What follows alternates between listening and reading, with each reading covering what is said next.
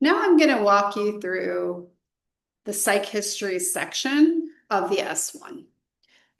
The point of this section is to screen out anybody who has psychiatric issues that might interfere with your ability to get a good evaluation. So we start by asking if any of these things have happened within the last month. If a client says something's happened, you get a pop-up box. Causes fatigue, let's say.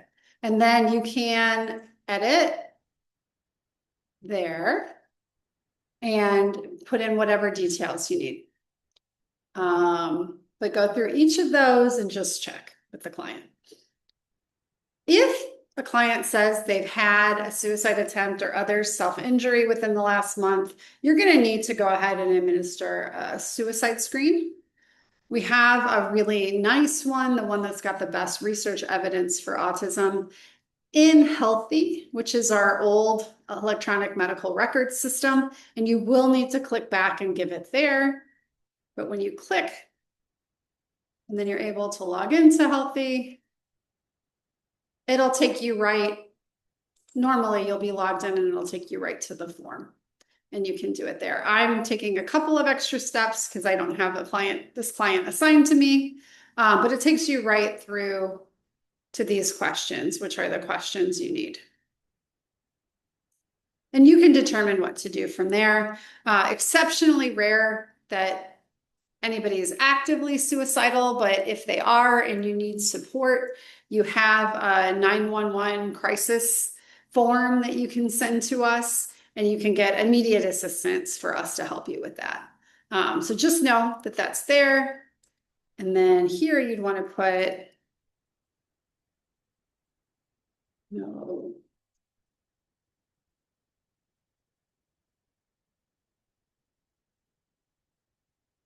whatever little summary you needed. But the next section is about of all time, whether things have happened. So this is less about current screening and more just to understand the person more over time. So again, SI, HI, obsessions.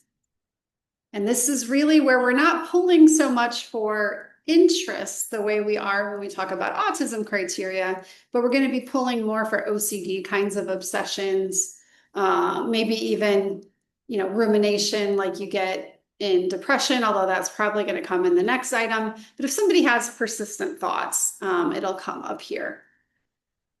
Phobias you can ask about, or we'll ask about delusions. I've given very lay definitions next to it so that you can define it for the clients that way. Most clients, if you say, do you have any delusions? They're not necessarily going to understand what you mean, but what you could say to the client is, are there any things that you believe are true, but your family and friends don't believe? Auditory or visual hallucinations, are there things you hear or things you see that other people in the same room with you aren't hearing and seeing? Again, with the checkboxes, anything you mark, you can put in text and be able to see it later. Any persistent negative responses to something really terrible that's happened to you in the past? Any use of substances, legal system involvement, or there is an option to mark nothing significant if nothing has come up in any of these. But most people have at least something here. For the most part, if something isn't current, they may still be able to participate in the evaluation. So for example, when you're asking about something new in the last month and somebody says they have a visual hallucination, probably they're not in a good point for evaluation. However, if you ask if they've ever had it and they say, yes, I had visual hallucinations when I was 12 and I haven't had any since, and I'm now 30 years old, I get the details and make the notes, but that wouldn't preclude somebody from going through the evaluation. Likewise, if somebody just had a manic episode and maybe even had a little psychosis is connected to that, and it was 2 years ago, and they've been stable on their medication and they're not currently having any kind of hallucination, they're likely okay to continue. Really, the only time we're going to discontinue is when the psychiatric symptoms are current, or the other consideration is with trauma, if there is very significant trauma in early childhood. So if somebody has major trauma during, toddler, preschool, early elementary years, that can also significantly affect our ability to get the developmental history and to really understand. So keep an eye out for that. But again, it has to be pretty significant trauma for it to interfere. This will kind of come in from the intake form, but you're saying, you didn't really report any prior diagnoses in the intake form. Is that still right? Or it will say you reported diagnoses of XYZ. Is that still right? Who diagnosed these? Who have you seen for therapy or treatment related to these conditions? So you want to make sure you understand if they've had talk therapy or if they've had any other kinds of treatment, that you understand what they've had. And then whatever medications will be piped in here too. And you want to check about, hey, you said you were taking Risperdal. Is that still true? You said you were taking sertraline. Is that still true?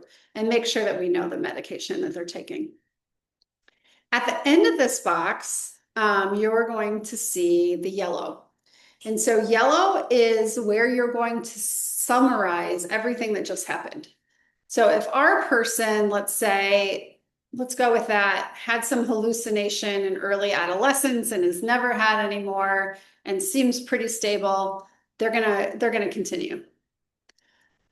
If they said that they just started Risperdal and they have a lot of sedation and maybe some confusion and they're a little bit out of it, they probably can't immediately continue, but they might be able to reschedule in a couple weeks when they're more stable. So you can then tell them what's in the script down here. We can gather some information, but I need you to do the second session when you feel better, when you're more stable, and we're going to schedule that for down the road. So we'll at least get you started today, but you're going to need more support later. Every once in a while, somebody needs immediate support. This is somebody who fails a suicide screen. This is somebody who's actively psychotic and not getting treatment for it. And then there's a script here for that. And then it takes you through the 911 form for how to manage it. So that is the section on the psych history. Almost everybody, so more than 95% of people are going to be that first yellow box. They're going to be continue the assessment, everything's fine. Fewer than 5%, something like 2 or 3% of people are going to be this, oh, we need to delay a little bit. Something's happening for you where you just can't access it right now, but you'll probably be stable and able to soon. And then even rarer still, less than 1%, are these cases where they need something more extensive right away.